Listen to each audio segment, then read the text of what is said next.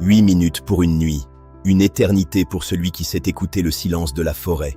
L'aventure commence maintenant. Presque rien dans ce sac, mais tout dans l'esprit. La survie n'est pas un équipement, c'est une connaissance brute. Se déplacer avec économie. Chaque geste doit être calculé pour préserver l'énergie vitale avant la tombée de la nuit. L'observation est notre boussole. On cherche l'endroit qui nous accueillera, un sanctuaire éphémère dans le chaos végétal. Le sol est le premier isolant. S'il est humide, le froid gagnera la bataille avant même qu'elle ne commence. On teste, on regarde en l'air, pas de branches mortes prêtes à tomber. La canopée sera notre premier bouclier contre le vent. La poutre faîtière, l'épine dorsale de notre maison d'une nuit. Elle doit être droite, sèche et capable de porter l'isolation. Une fourche naturelle, un ancrage de vie. La structure s'appuie sur la force de l'arbre vivant. La base est solide. On dispose les côtes de l'appentis, un espacement régulier pour que le treillis puisse retenir la future toiture végétale. Rien ne doit bouger. La stabilité est la clé du repos. Un abri qui tremble est une nuit de veille assurée. On sécurise. La mousse, l'isolant parfait de la nature. On récolte ce que la forêt nous offre généreusement pour rester au chaud.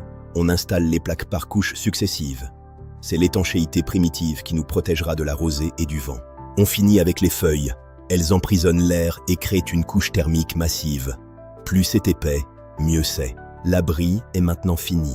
Un cocon de forêt, invisible et protecteur. Nous sommes enfin chez nous, dans la vie sauvage. 10 cm de fougère pour le matelas. C'est la barrière contre la conduction du sol froid. Le repos se mérite. L'eau est le moteur. On suit la pente pour trouver le point le plus bas. Le murmure du ruisseau est notre destination. Clair en apparence, mais potentiellement traître. On ne boit jamais directement. La prudence est la règle d'or ici. On prépare le filtre. Charbon de bois et sable. Une alchimie simple pour retirer les impuretés visibles de notre eau. La patience est une vertu de survivant. Chaque goutte est une promesse d'hydratation saine. On laisse faire le temps. L'ébullition. L'étape finale, non négociable. On détruit les bactéries par la chaleur. L'eau devient enfin potable et sûre. Une tasse d'eau chaude réchauffe le cœur autant que le corps. C'est le premier grand confort de notre séjour sauvage. Le bois mort debout, le seul bois sec quand la forêt est humide. On le récolte pour un feu qui durera toute la nuit. On fait des stocks. Ne jamais manquer de bois en pleine nuit est une discipline de survie. On prévoit large pour veiller. L'amadou est le cœur du foyer. L'écorce de bouleau brûle même humide. C'est le combustible de démarrage par excellence. On prépare le nid, un réceptacle pour l'étincelle qui va devenir flamme. Tout est dans la préparation du nid. On se concentre. L'instant de vérité. 3000 degrés d'énergie pure. On cherche le point de contact idéal. La précision est de rigueur. La flamme naît. C'est un soulagement immense. Cette lumière est notre protection. On la nourrit. On la voit grandir doucement.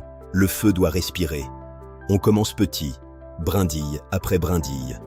On ne brusque pas la flamme, on l'accompagne patiemment. Le foyer est maintenant stable. La chaleur irradie, elle repousse l'humidité et l'obscurité. Le camp est véritablement vivant. On installe le réflecteur, un mur qui renvoie l'énergie directement dans l'abri. On ne chauffe pas la forêt, on se protège. La différence thermique est immédiate. Un microclimat protecteur est né. On est prêt à affronter la chute des températures. Le crépuscule. L'heure où les couleurs s'effacent pour laisser place aux ombres. La forêt change de visage. La garde commence. Le silence devient pesant. On n'entend plus que le crépitement et le vent. On devient une partie du décor. On écoute la nuit, se nourrir pour résister, quelques baies ou une racine. On cherche les calories pour alimenter la chaudière interne contre le froid. Chaque bouchée est une victoire sur la fatigue. On prépare le métabolisme pour les heures les plus froides qui s'annoncent. On dure, rester digne dans le sauvage. Un visage propre est une discipline mentale pour ne pas perdre pied face à la solitude.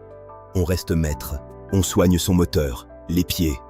Une ampoule est un danger ici. On anticipe les problèmes de la marche de demain. On surveille, occuper ses mains. Le geste ancestral calme l'esprit. L'ennui est un ennemi qu'il faut tenir à distance. On crée par nécessité. Le copeau tombe, le temps passe. Chaque seconde sculptée nous rapproche de l'aube.